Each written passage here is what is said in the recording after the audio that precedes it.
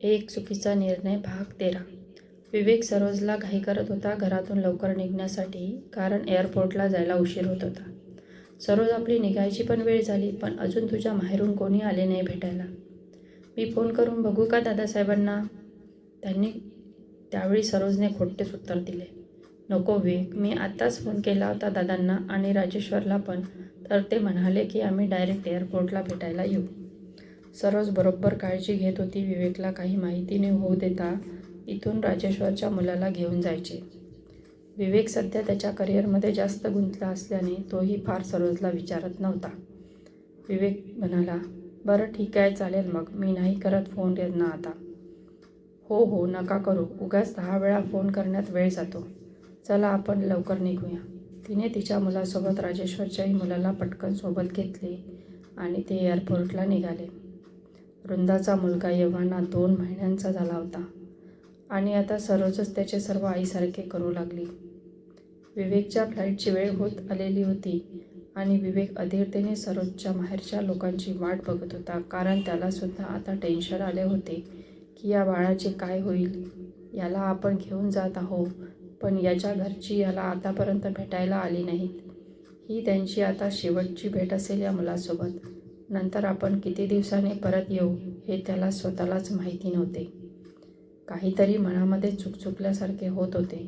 विवेक खूप टेन्शनमध्ये आला होता आणि सरोजकडे बघत होता, पण सरोजचे नक्की काय चालले आहे त्याला लक्षात येत नव्हते.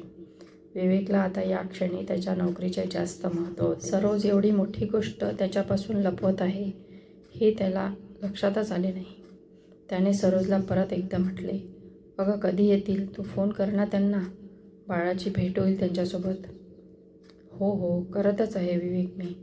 तुम्ही कशाला टेन्शन घेताय? टेन्शन नाही घेऊ तर काय करू?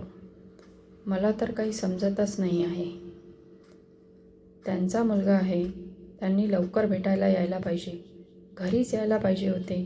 अजून कोणीच आलेले नाही, असे कसे होऊ शकते? सरोजनी फोन करण्याचे नाटक केले. ती काहीतरी बोलत होती. तिने लवकरच फोन कट केला आणि विवेकला म्हणाली, विवेक, आपल्याला निघून जायचे आहे. ते नाही येतील बहुधा, कारण वृंदावनीला बरं नाही असे दादा म्हणाले. विवेक गंभीर होऊन म्हणाला, काय झाले त्यांना? काही सिरियस तर नाही? नाही, गंभीर विषय नाही आहे. वृंदावनी माहीत आहे ना तुम्हाला, किती अशक्तता झाली होती. काहीतरी असेच कारण आहे ते तब्येतीचे, म्हणून नाही येत आहे.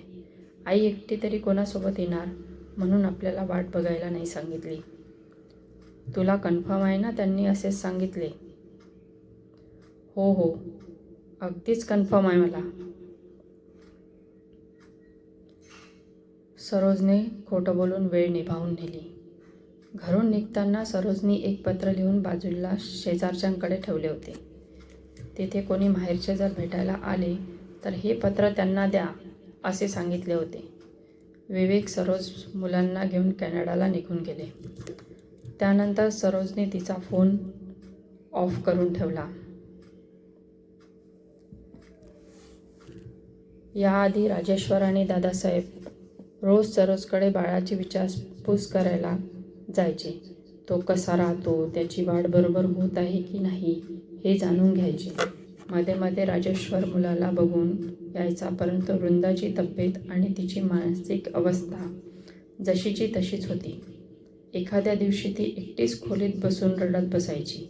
भिंतीवर लावलेल्या लहान मुलांच्या फोटोला निहाळायची. दाटून आलेल्या दुधाला पिणारे कोणी नव्हते तेव्हा हमसून हमसून रडायची. आपल्या मुलाला बघण्यासाठी व्याकुळ झालेली वृंदा आता कशी दुरुस्त होणार याची चिंता दादासाहेबांना लागली. त्यांनी तिच्यासाठी शहरातल्या नामांकित डॉक्टरचे उपचार सुरू केले. हळूहळू तिच्यामध्ये सुधारणा होईल अशी आशा बाळगत होते. तिच्यावर उपचार सुरूच होते. जोगेश्वरीसोबत दादासाहेब कामापुरतेच बोलायला लागले, त्यामुळे त्या एकाकी पडल्या होत्या. आज डॉक्टर वृंदाला बघून गेल्यानंतर दादासाहेब राजेश्वरला म्हणाले, सरोजकडे जाऊन मुलाला बघून आला असशील ना तू? राजेश्वर म्हणाला, हो, 2-3 दिवसाआधी बघून आलो होतो. आता छान गुटगुटीत दिसायला लागला आहे दादा तो. त्याचे घुबरे गाल, टपोरे डोळे, पूर्ण चेहरा त्याला तुमच्यासारखा आला आहे. डोक्यावर तर खूप केस आहेत त्याला. जवळ घेऊन त्याला खूप लाड करावासा वाटतो. आज अजून जाणार आहे मी तिकडे. मुलाचे कौतुक ऐकून दादासाहेबांचे डोळे भरून आले. बरे झाले वृंदा तिथे नव्हती. दादासाहेब म्हणाले, चल मी पण येतो आज तुझ्यासोबत त्याला बघायला. मलाही खूप आठवण येत आहे त्याची. दादासाहेब आणि राजेश्वर जेव्हा सरोजकडे गेले तेव्हा सरोजच्या घराला खूप मोठे कुलूप लागलेले होते. गेट वगैरे सगळं बंद करून खिडक्या वगैरे सर्व बंद होत्या. राजेश्वर दादासाहेबांना म्हणाला, दादा सरोजच्या घराला कुलूप दिसत आहे. असे कुलूप तर कधीच लावत नाही ती. गेटला पण कुलूप आहे. मागच्या सर्व खिडक्या वगैरे सगळं बंद आहे. कुठे गेली असेल? तिचा मुलगा पण नाही आहे. विवेक पण नाही आहे घरी. असे तर ते कुठेच जात नाही. गेले असते तर आपल्याला काही सांगितलं असतं. बाहेरगावी तर नाही गेली. राजेश्वर काळजीच्या स्वरात म्हणाला. दादासाहेब चिंता होऊन म्हणाले, नाही, सरोज कुठे जाणार? विवेकचे इतके काम असतात तिथे. आता अशीच मध्येच कुठे जाणार ती? आणि गेली असती तर वृंदाचे बाळ तिच्याकडे आहे आपल्याला सांगून गेली असती ना. त्यांना खूप काळजी वाटू लागली होती आता. हो, पण मी पण तोच विचार करतोय. पण घराला लॉक आहे. मग काय करायचे? कोणाला विचारायचे का आजूबाजूला? हो, विचारून बघ बरं. राजेश्वर बाजूला शेजारच्यांच्या घरी विचारायला गेला तेव्हा त्यांनी सांगितले की त्या कॅनडाला गेल्या आहेत आणि हे पत्र तुमच्यासाठी ठेवून गेले आहेत. राजेश्वरने जसे कॅनडाचे नाव ऐकले त्याचा थरकाप सुटला होता. कॅनडा? तुम्हाला काहीतरी गैरसमज झाला आहे. ते कॅनडाला कशाला जाईल? राजेश्वर त्यांची शंका बोलून दाखवली. शेजारी म्हणाले, हो, विवेकला तिथे प्रमोशन मिळून कंपनीने पाठवले आहे. त्यामुळे आता ते तिकडेच राहणार. ते पत्र हातात घेताना राजेश्वरचा हात थरथर कापत होता. माहीत नाही या पत्रात काय लिहिले असेल. त्याला अजूनही शेजारच्यांच्या बोलण्यावर विश्वास बसत नव्हता. तो ते पत्र घेऊन दादासाहेबकडे आला. काय झाले? काही कळले का? कुठे गेली सरोज? राजेश्वरच्या हातात पत्र होते. ते पत्र त्यांनी दादासाहेबांच्या हातात दिले आणि काहीच बोलला नाही. दादासाहेब पुन्हा त्याला विचारायला लागले, काय झाले राजेश्वर? बोल ना काहीतरी. काय म्हणाले ते सरोजबद्दल? कुठे गेले आहेत ते? हे पत्र दिले त्यांनी. सरोजने ठेवले होते त्यांच्याकडे आणि म्हणाले की ते लोक कॅनडाला गेलेत. तू बरोबर ऐकले का? ते कॅनडाला कशाला जाईल? आणि कॅनडाला जाईल तर ते आपल्याला नाही सांगणार का? सरोज अशी नाही करणार. तू एकदा परत जाऊन विचारून ये आणि हे पत्र वाच, काय लिहिले आहे त्यात. राजेश्वरने पत्र उघडले आणि तो वाचू लागला. सरोजने त्यात लिहिले होते, प्रिय राजेश्वर, मी तुझी बहीण सरोज तुझी माफी मागते. पण मला असे करावे लागले. मी तुम्हाला न सांगता कॅनडाला निघून जात आहे. विवेकला यातले काही माहिती नाही. तुझे बाळ माझ्याकडे आहे. मी त्याचे संगोपन प्रेमानेच करेल. माझ्यावर विश्वास ठेव.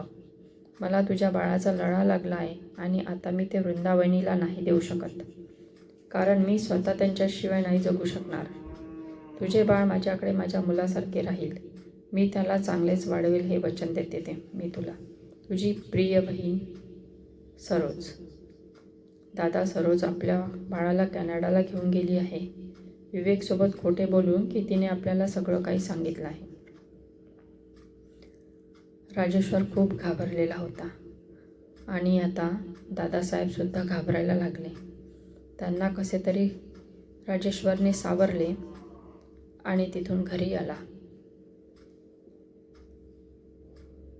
कथा आवडली असल्यास चॅनलला सबस्क्राईब करा आणि कमेंट करा. धन्यवाद.